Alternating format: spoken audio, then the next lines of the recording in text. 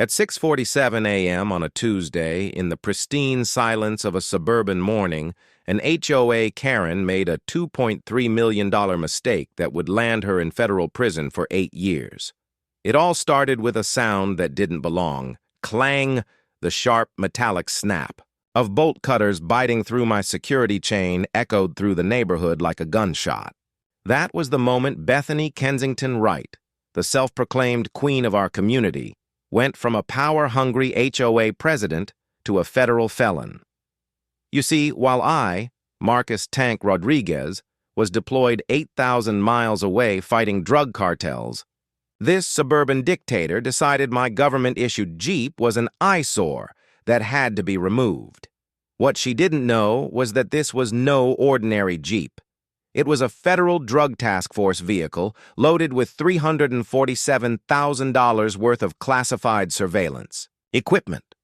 And I'm the kind of federal agent who specializes in dismantling criminal organizations, both foreign and domestic. She thought she was just towing a soldier's truck. In reality, she was interfering with a national security operation and committing federal crimes that would make a cartel boss blush. Let me ask you, what would you do if you were serving your country overseas only to find out someone was systematically trying to destroy your family's life back home? Let me know in the comments.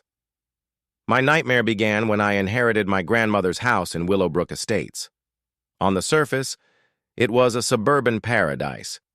In reality, it was a kingdom ruled by Bethany, a woman who literally measured grass height with a ruler. For 7 years, she and her city councilman husband, Carl, had turned the neighborhood into their personal fiefdom, terrorizing residents with fabricated fines and threats. The first notice arrived in my inbox 2 weeks into my deployment. Unauthorized commercial vehicle. My sister Maya, a gentle middle school teacher, tried to reason with her. She showed Bethany copies of my military orders and explained the vehicle was federal property. Bethany just sneered. "Rules are rules," she snapped, looking down on my sister as if she were a bug. "If your brother can't follow simple community standards, perhaps this neighborhood isn't for your family." Then came the threat. She hinted that her husband's connections at the school district could make Maya's life very difficult. That's when Maya started digging. She discovered a disturbing pattern. Every military family in Willowbrook was being targeted. She found my grandmother's original HOA documents from 1987, and there it was, in black and white, a clause that specifically exempted military and law enforcement vehicles.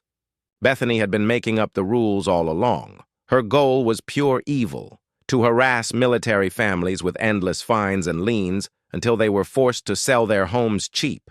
Then, her husband Carl would swoop in, buy the properties, and use them for a massive luxury condo development deal he had pending. But Bethany's greed and arrogance made her reckless. Her final, desperate move came before dawn that Tuesday morning.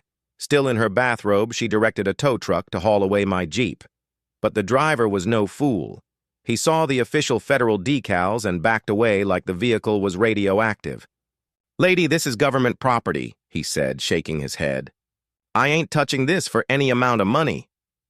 "It's abandoned property," Bethany shrieked, her voice cracking with hysteria. "I am the HOA president. I have the authority." That statement, captured on 3 different security cameras, would become Exhibit A in her federal trial. When the driver fled, Bethany made her fatal mistake. In a fit of rage, she used new locks to seal the community's main gate, trapping my Jeep inside and, more importantly, blocking federal agents from accessing their property.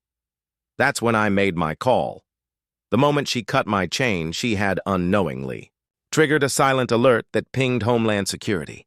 My task force supervisor, Captain Chen, was already aware. Bethany's final act of locking the gate was obstruction of federal justice. Within minutes, the suburban silence was shattered by sirens. Federal marshals, lights flashing, descended on Willowbrook Estates. Bethany's reign of terror was over. The evidence was overwhelming. Years of systematic harassment, forged documents, civil rights violations, and the embezzlement of over $184,000 in community funds. In court, the judge called her actions domestic terrorism disguised as community governance. Bethany Kensington Wright was sentenced to 8 years in federal prison with no parole. Her husband Carl got 6 years for his role in the conspiracy. They were ordered to pay over $2 million in restitution and settlements, ensuring every family they had tormented was made whole again. Today, where Bethany's house once stood, there is now a Veterans Memorial Park. My sister Maya is the new democratically elected HOA president, and she has turned our neighborhood into a national model for protecting military families. We fought back, not just for a parking spot, but for the principle that no one, especially those serving our country, should have their home threatened by a suburban bully. We proved that when a community stands together, justice will always prevail. If you love stories where karma comes knocking and justice is served cold, smash that like button and subscribe to our channel. You won't want to miss the next story of corruption and consequence we bring you.